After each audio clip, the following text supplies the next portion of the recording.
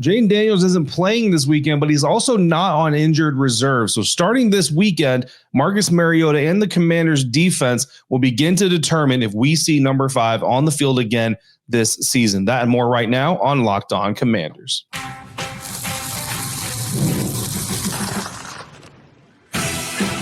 You are Locked On Commanders, your daily podcast on the Washington Commanders. Part of the Locked On Podcast Network, your team every day. This is Locked On Commanders, part of the Locked On Podcast Network, and now the number 1 sports podcast network. I'm David Harrison. I'm your host on the ground covering the Washington Commanders for WUSA 9, also writing for Commanders on SI and on X at DHarrison82. Coming up on today's episode, it's our final look at this weekend's game between the Washington Commanders and the Detroit Lions. I've got 5 bets for you to consider if you want to get into it. We've got keys to the matchup and everything else that the Washington Commanders are going to try to dictate, including a key special teams advantage. But we're starting it all off with the injury report heading into the weekend. All of that on today's episode of Locked On Commanders, a proud part of the Locked On Podcast Network, your team every day. And today's episode is brought to you by Game Time. Download the Game Time app, create your account, use the promo code LOCKEDONNFL for $20 off your first purchase. So we're going to kick off this episode, our final episode of the week, with some news. Looking at the game status report coming out Friday afternoon. Quarterback Jayden Daniels with his dislocated left elbow. Wide receiver Terry McLaurin with his re-aggravated quad injury. Both of those players are out. They are the only 2 players out this weekend. Of course, we already knew they were going to be out. No expectations that Terry was going to be coming back. In fact, I don't expect Terry back until after the bye week at the earliest. And, you know, I would be lying if I didn't say I think there is a possibility we may not even see Terry back this year, but that's later on down the road. Quarterback Jayden Daniels clearly not playing this weekend, right? But the question was going to be, would he be on injured reserve or not? Dan Quinn confirming that Jayden Daniels' MRI came back basically as clean as it can. There's no bone fractures. We knew that from the X-ray.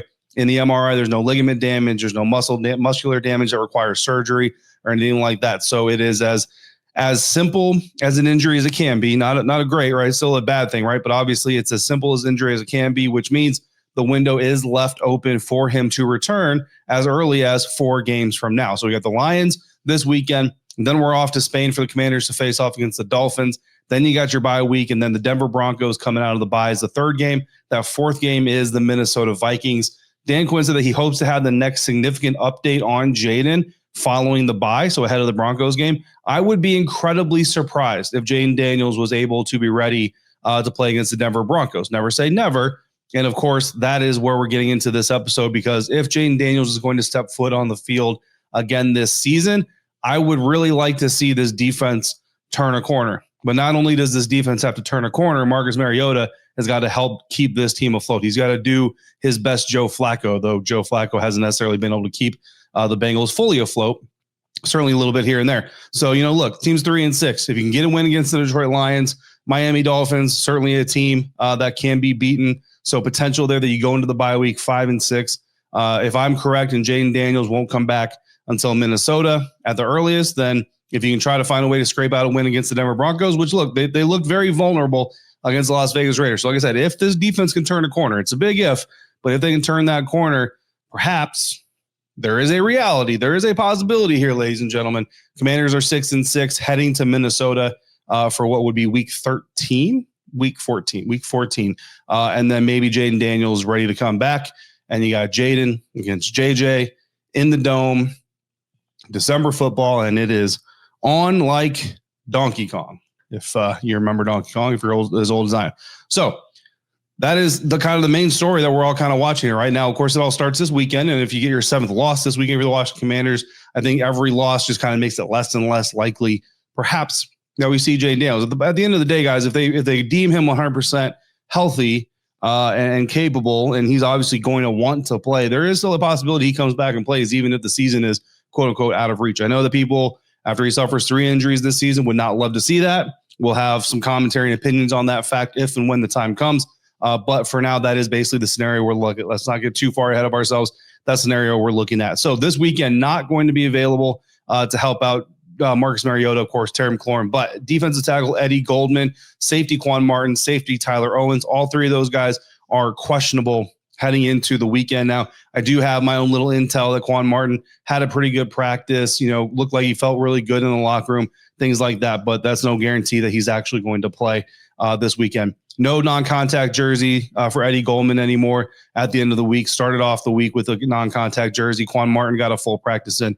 Tyler Owens was able to get back to practice with the teammates as well. So, all signs pointing up. What we'll see who is actually available. The good news is everybody else has been cleared. So guys like Trey Amos cleared for play with that hip injury. Was able to get back to practice. He started off the week in the non-contact jersey as well, but he is going to be good for Sunday against the Detroit Lions, which is huge because he has been one of the most consistent, not the most consistent defenders on this defense all season long. He had a pretty bad game against the Seattle Seahawks, but I think everybody basically had a bad game against the Seattle Seahawks. Defensive captain is going to be Daron Payne.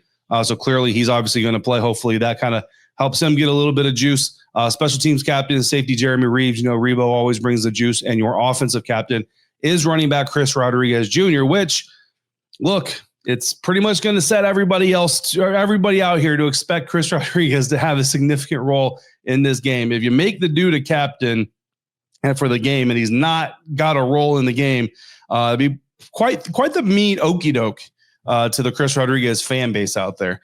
So, I'm not going to sit here and tell you to put him in your fantasy lineups. All right. But for those of you who have been with Locked On Commanders and myself here, as we kind of pound the table, I know we're not the only ones kind of being like, hey, like, where can we get some more C? It's like Cowbell. Like, can we get some more C-Rod out here?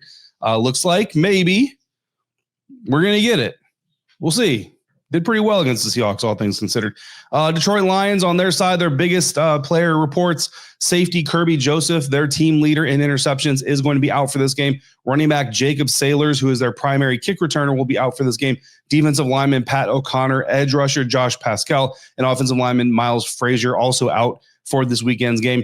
Questionable to play for the Lions. Offensive tackle Taylor Decker, their starting left tackle. Running back Craig Reynolds, their primary backup kick returner. So their primary kick returner is out. Their backup kick returner is questionable. Malcolm Rodriguez, linebacker. Offensive tackle Dan Skipper. Linebacker Grant Stewart, who is their top special teams tackler. And safety Daniel Thomas, all questionable as well. So the Lions have some pretty big injury situations to look at as well. And of course, like I said, that's going to be on the defense to turn the corner. We're going to talk about that here in a little bit. But it's also going to be on quarterback Marcus Mariota. Last time we saw Marcus leading this team, 7 points against Kansas City Chiefs. They had several scoring opportunities, weren't able to execute some fourth downs. Some of that on Marcus, some of that not on Marcus. I'll tell you some of the biggest parts not on Marcus for the record. So personally, even though it hasn't necessarily gone well the last couple times we've seen Marcus Mariota on the field, I do have confidence that Marcus at least has the capability of operating this offense. Does he have the dynamic ability to elevate everybody around him and all that kind of stuff? No, he doesn't, but he doesn't need to. As long as these guys come out and, like, if I'm Deebo Samuel, I'm going to elevate myself. If I'm Jalen Lane, I'm going to elevate myself. Have good hands, have good concentration. Traylon Burks, all these guys, like Zach Ertz, right? Just do your part. And Marcus Mariota doesn't have to raise all the ships. We can raise this thing with ourselves or by ourselves with each individual, effort. Cliff Kingsbury, of course, saying that, Jayden hates not playing. He's attacking the rehab for everything he had. But Marcus Mariota says, quote, "It's different. He's the face of the franchise." End quote. That's just the difference between Marcus Mariota being back there and him being back there. Marcus says he's entering this weekend not trying to do too much at one time. Quote, "You can't get all 4 games back in one. So the more that we just focus on today, I think those will stack up and we'll find a way to get a win." End quote. Cliff Kingsbury's challenge, obviously, is to build some chemistry from inconsistency. They're not getting the same units on the field to practice together. They're not getting the same quarterback out there every week. They're getting more time on task as it goes through.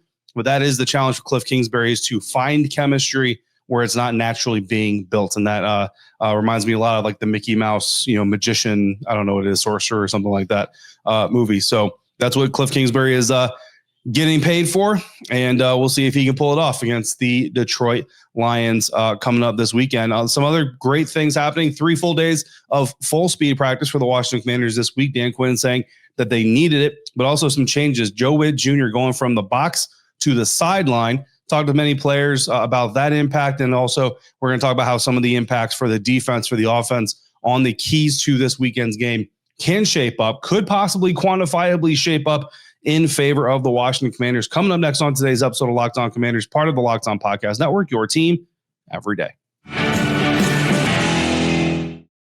Today's episode of Locked On Commanders brought to you in part by Mint Mobile. If you're still overpaying for wireless, Mint Mobile says it's time to say yes to saying no. And at Mint Mobile, their favorite word is no. No contracts, no monthly bills, no overages, no hidden fees, no BS. They want you to say yes to making the switch and getting premium wireless for just $15 a month. And Mint makes it simple. All plans come with high-speed data and unlimited talk and text delivered on the nation's largest 5G network. You can even bring your own phone and keep your same number and your contacts all intact as well. You're going to love getting the same quality service you had before, but for a fraction of the price, and the setup is super easy. Again, you get to keep your number and you're just running and going in minutes. So if you're ready to say yes to saying no, make the switch at mintmobile.com/lockedonnfl. That's mintmobile.com/lockedonnfl. Upfront payment of $45 is required. It's equivalent of $15 per month. Limited time new customer offer for the first 3 months only. Speeds may slow after 35 gigabytes on the unlimited plan. Taxes and fees extra. See Mint Mobile for details. Today's episode of Locked On Commanders also brought to you by Game Time. The NFL season is rolling forward, and honestly, there is nothing better than being in the stadium, surrounded by fans, all the fans cheering on their favorite team, hopefully to a Washington Commanders win. Love hearing all the Commanders fans singing the fight song after every score, but let's be honest, getting tickets to the game can be a hassle between queues, login screens, prices jumping up right at checkout. It is incredibly frustrating sometimes. That's why whenever I need tickets to an event, I go to Game Time, the app that gives the advantage back to the fans. Game Time is fast, it's easy, and it's backed by the Game Time guarantee. You're always going to get 100% authentic tickets. They're going to be delivered on time and at the best price. Plus, all the fees are included, so the price you see is the price you pay. So when you want to go to an event, whenever you want to go to a game, comedy, whatever it is, head over to Game Time. Honestly, it's faster, it's cheaper, and it's a lot less stressful than other ways I've had to buy tickets. Download the Game Time app, create your account, use the code LOCKEDONNFL for $20 off your first purchase. Terms apply. Again, that's promo code LOCKEDONNFL for $20 off. Swipe, tap, ticket, go. Download Game Time today. Thank you for making Locked On Commanders your first listen or view of the day. A special thank you goes out to all of the everydayers, those of you who come through for every single episode, and for all of you to help make Locked On the #1 sports podcast network around. Huge honor, huge moment, huge benefit for everybody. So greatly appreciate all of you for your supports, your continued support, especially during a down season. Hopefully have a little bit of something good to talk about on Sunday night. So on the Crossover Thursday episode, Matt Derry, Locked On Lions, and I always sit down. We always talk about the key matchups, the keys to victory, all that stuff. And what I want to do here on this episode to end the week is kind of go over some of those biggest ones and talk about why the Washington Commanders can possibly achieve the key on their end, prevent the Lions from achieving the key on their end, and whatnot. So that's kind of what we want to go into, because right now no one is really giving the Washington Commanders a chance. And to be honest, there are Commanders fans out there who would rather see this team lose. Some of you are already kind of in draft mode, and you're like, you know what? Let's see how high of a draft pick this team can get and reset and hit the start button again in 2026. But I will tell you, the Washington Commanders are not on that beat. The Washington Commanders are not interested in that music. So we are going to talk about how the Washington Commanders could possibly win. And that is going to start with Cliff Kingsbury running the ball, but running the ball smarter, right? And listen, it's actually funny. I was listening to another podcast and I heard that Chip Kelly, offensive coordinator of the Las Vegas Raiders, has a saying that it's TBU or something like that. But basically, it's true, but not applicable, or so. I don't know what it is anymore. I forgot what it is. It slipped my mind as soon as I started talking about it. But basically, he's talking about analytics, right? And he's like, well, the analytics might say, do this, run here, do this, run with this guy, all this kind of stuff. And the analytics might be true, but the analytics don't apply. Now, I think that there is a world that goes too far into the analytics, and there's a world that just wants to deny analytics altogether and say they don't make any sense and they don't apply to the game. And I think the truth is obviously somewhere in the middle. And so here we're going to use a little bit of data to kind of quantify why I think running the ball, even going up against this really strong Detroit Lions defensive front, is still a smart thing to do. One, you always have the element of you got to make the defense defend it, right? This is something that drives me up a wall, is when you see a team going up against another team and man, that team, their strength is this. So for the Detroit Lions situation, their strength is run defense, especially up the middle. And what I hate seeing above all else is just, we're just never going to try to run up the middle. Now, I'm not telling you should come out and just run up the middle, run up the middle, run up the middle, run up the middle. No, that's ridiculous. But don't take away that part of your game just because they might be really good against it, because at the same time, they might have been really good against it for 9 weeks of the NFL season, 8 weeks if you're the Lions because they had a bye week. That doesn't mean they're going to come out in this game good, right? We see it every single week. There is a team, there is a player, there is an element of a team, a part of it that just falters somewhere in the league. So why can't it be the Detroit Lions up the middle run defense this year or this week? It definitely could be. It won't be if you don't even try it. So you got to try it. But like 2nd and 2, run it up the middle. 3rd and 1, run it up the middle. 1st and 10, you get a penalty on them, turns into a 1st and 5, run it up the middle. Like, run intelligently. Game management, game environment, all these kinds of things, right? And I think that's kind of the way to do it, because Washington Commanders, they still, for all intents, they saw the 4th best rushing game in the National Football League. So again, I know it's been going down every single week, but it's not like it's going down from like 2nd to 7th, 7th to 15th, 15th to 20th. Okay. Like, it's going down incrementally, which means they're still getting some production on the ground. Now, the Detroit Lions, like I said, up the middle, they're only giving up 3.19 yards per attempt. That's 3rd best against runs up the middle. But listen, like I said, if it's 2nd and 5 and you get 3 yards, now you're looking at 3rd and 2. You can live with that. And boom, you just hit them up the middle. You gave yourself a chance to make that strength their weakness today. And you showed them, look, guys, we know you're good at it, but you're going to have to do it anyway. So that's what I mean when I talk about intelligent running. And that's just in one iteration, right? There's a lot of different iterations, obviously. But where the Lions' run defense is the weakest, where this is 2nd worst in the NFL, is when the offense runs off a right guard. 7.47 yards per allowed when they're going through the B and they're going through the C gaps, I should say. So your A gap is between the center and guard. B gap is between the guard and tackle. C gap is off tackle. I said it wrong anyway the first time. So B gap runs is when the Detroit Lions are at their worst, 2nd worst, allowing 7.47 yards per carry. The Commanders' strength just so happens to be off right tackle. So it's right side, not the same lane necessarily, but the Commanders are running 7.79 yards per carry on average off right tackle. Some of that's going to be inflated because of Jayden Daniels, even Marcus Mariota, and the quarterback scrambling, but you get the picture, right? So don't just run into Detroit's strength for the sake of running into the strength, but be smart about it, right? Just because a guy is really good at blocking the jab doesn't mean you don't throw the jab. It just means you don't go into it thinking you're going to live off the jab. I get that, okay? And to do that, it'll help you set up the pass. It'll help do those things. Look, in week 8 against Kansas City Chiefs, Marcus Mariota started that game 8 for 8, 101 yards using play action. A lot of play action success in that game. You want to get off doing the same thing against the Detroit Lions. Key number 2, winning the turnover battle. That was one that, again, that's obviously something that they just haven't done this year. This is the biggest hurdle. Washington is 29th in the NFL right now, -6 in the turnover margin. Marcus Mariota's thrown 44 interceptions on just 88 attempts as well. And they haven't all been his fault by any means, but that just is what it is. So the break you get here is that the Detroit Lions' top ball hawk, Kirby Joseph, who has 3 interceptions alone, he's out of this game. So that's something. It's not saying that the other guy stepping in isn't talented on his own, but hopefully with that and a little bit of intelligence and how you control the ball, get after the football a little bit on defense, maybe the Washington Commanders can turn that tide just a little bit. You got to get red zone stops. This is a critical failure point for the Washington Commanders. At one time, one of the best red zone defenses in the NFL. Right now, they're now tied for 26th. So that's kind of what I said going back to the run game. Like, it's getting worse, but it's getting worse incrementally. This red zone defense, like they were 7th at one point. Now they're 26th. A complete collapse in week 7 and 8, giving up touchdowns on every single red zone visit. They've got to find a fix for that. They've done more walkthroughs, more hands-on learning opportunities for the defense with Joe Jr. Joe's going to be on the sideline.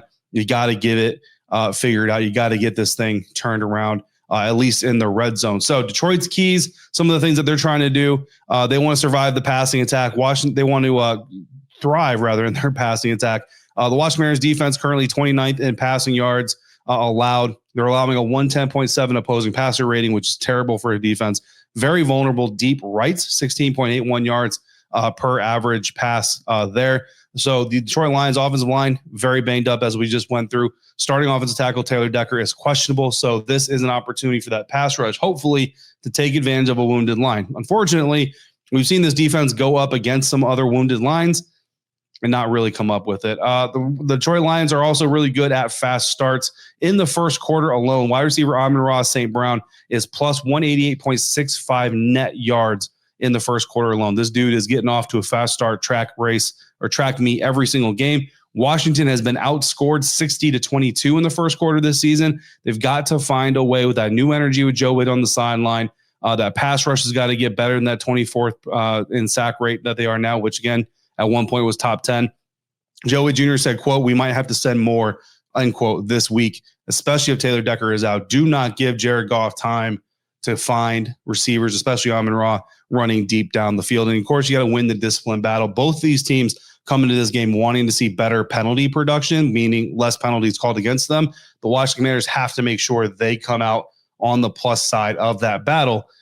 If you do all 6 of those things, you probably win that game. If you can do at least 4 of them, then you probably have a chance to be competitive. So we'll see what the Washington Commanders can do, but that is clearly the path to competing against the Detroit Lions this weekend in a game that nobody really expects them to compete in. If they do, there is a way that even if they lose but compete, you can win thanks to our friends over at FanDuel. We'll dive more into that coming up next on today's episode of Locked On Commanders, part of the Locked On Podcast Network, your team every day. But before we do that, we're going to talk about our friends over at Prize Picks, because today's episode is brought to you in part by Prize Picks, one of the best ways and the most fun ways to get into the action every single weekend. You and I make decisions every single day. But on Prize Picks, when you're right, so you can actually get paid in real time. Don't miss any of the excitement of any sports season, whether you're following the NFL, the NBA, or both. But there's no better time to jump in on the action, and there's no better place to do it than with Prize Picks. If you haven't tried it yet, it's very simple and it's a lot of fun. You just pick more or less on at least 2 player stats, and if you get them right, you win. It takes less than 60 seconds to make your lineup, and you can play anywhere Prize Picks operates, including California, Texas, and Georgia. I've been using Prize Picks since they first joined the network. It's a lot of fun. I like picking some of my favorite players, some of your blue chip players, Patrick Mahomes, Steph Curry, guys like that. And if one of your players leaves early in the game with an injury, the injury reboot will actually save your lineup from a loss. So download the Prize Picks app today. Use the code LOCKEDONNFL to get $50 in lineups after you play your first $5 lineup. That's code LOCKEDONNFL for $50 in lineups after you play your first $5 lineup. Prize Picks, it's good to be right. Looking at some matchups, some milestones, and some bets here in this final segment of today's episode of Locked On Commanders. So let's boil it all down here. We got some matchups here. Washington's offensive tackles, Laremy Tunsil, Josh Connolly Jr. Against the Lions DNs, Hutchinson and Muhammad. Hutchinson has 7 sacks. Muhammad has 6 sacks. Kingsbury called Aiden Hutchinson. Everybody knows him. Dominant, but Muhammad is also wreaking some havoc as well.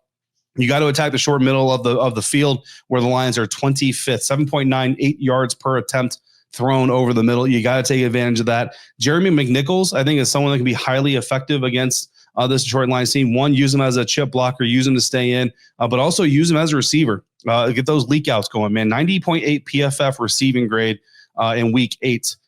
Get it done. Use it. You know what I mean? Use them there. Marcus Mariota will use those checkdowns. The Commanders secondary against Amon-Ra St. Brown and tight end Sam Laporta. Something we kind of just talked about. We didn't talk about Laporta, top 3 tight end per Joe Witt Jr. Obviously, that's going to be a big part of this game as well. But the X factor for me is the Washington Commanders special teams against the Detroit Lions special teams. Talked about this a little bit in the beginning of the episode here. Primary kick returner Jacob Sailors out for the Detroit Lions. Patrick O'Connor, one of their key special teams players, out for the Detroit Lions. Grant Stewart, their top special teams tackler, is questionable. Backup kick returner Craig Reynolds is questionable. Jacob Sailors, their kick returner, Patrick O'Connor, and Grant Stewart, 2 cover guys on their special teams, return coverage teams. Those 3 guys have the most special team snaps for the Detroit Lions this season. So if those 3 guys, 2 of 3 are already out. So if Sailors and O'Connor are already out, if Grant Stewart is out, that means the top 3 snap getters for the Detroit Lions special teams unit are out for this game. That is a huge opportunity for the Washington Commanders to come up big. And I know that Luke McCaffrey, their kick returner, is out as well. I don't love Jalen Lane as a kick returner. Look, I love Jalen. I don't love him as a kick returner. And I was watching him field kicks again here in practice this week. Still don't love it. I think it looks very rough. I think it looks just not smooth, not comfortable at all. I think they got to find somebody else to go out there and do it. Maybe Jeremy McNichols can go out there and do it. We saw Traylon Burks. I don't love putting Debo back there with your receiver crew decimated, but Larry Izzo, if they find a way to make the special teams an advantage this weekend, it could come up big. I mean, look, guys, if you can get a punt return and a kick return for touchdowns, or just get them into scoring range, like that could be the difference between a win and a loss. Some milestones to watch here. Bobby Wagner has 90 tackles. He only needs 10 more to log his 14th consecutive 100 tackle season, which would tie Washington legend London Fletcher for the longest streak in NFL history. Zach Ertz is at 806 career receptions. If he gets 10 against the Detroit Lions, he will pass Shannon Sharp for 5th all-time receptions among tight ends. Let's wrap this thing up with our final bet segment. We do this every week. We got our lowest risk, low risk, risky, high risk, and highest risk. I do put money on every single one of these bets. I'm going to tell you, like I always tell you, be safe, be smart. Please do not bet your life on any of these bets. Just do it for fun. I've bet very little. Sometimes I only bet $1. Sometimes I bet $10. I'm feeling a little bit more frisky. But either way, no matter what I'm doing, I do not bet so much that I put anything in my livelihood or my family's livelihood in jeopardy. I'm not trying to sound like a PDA or a PSA, but please bet responsibly. Lowest risk bet this week. Deebo Samuel, 3+ catches. I think that they're going to be quick. I think there's going to be some screens, but either way, I think Deebo will come away with at least 3 receptions or at least 4 receptions in this game. Low risk, Marcus Mariota, 1+ passing touchdown. Look, even in that debacle against Kansas City Chiefs, Marcus was able to get a passing touchdown. So I think we can make that happen. Our risky bet is going to be our same game parlay. I got Marcus Mariota, 200+ passing yards. Zach Ertz, 4+ receptions. And we are throwing a little bit of Detroit flavor in there. Jahmyr Gibbs, 60+ rushing yards. They like to use him on the edge. You guys know as well as I do, this team does not stop edge running very, very well. So that's my same game parlay. Our high risk bet, Washington Commanders to score in all 4 quarters. Could be 4 field goals to score in all 4 quarters. That's right. I got real money on it. Like I said, it's not a whole lot. That's why it's fun. Highest risk, Washington Commanders to beat the Detroit Lions, but not just that, in overtime, plus 2,200 odds, which means you put $100 on it and it happens, you win $2,200. I'm not telling you to put $100 on it. Please only put $100 on it if you can afford it.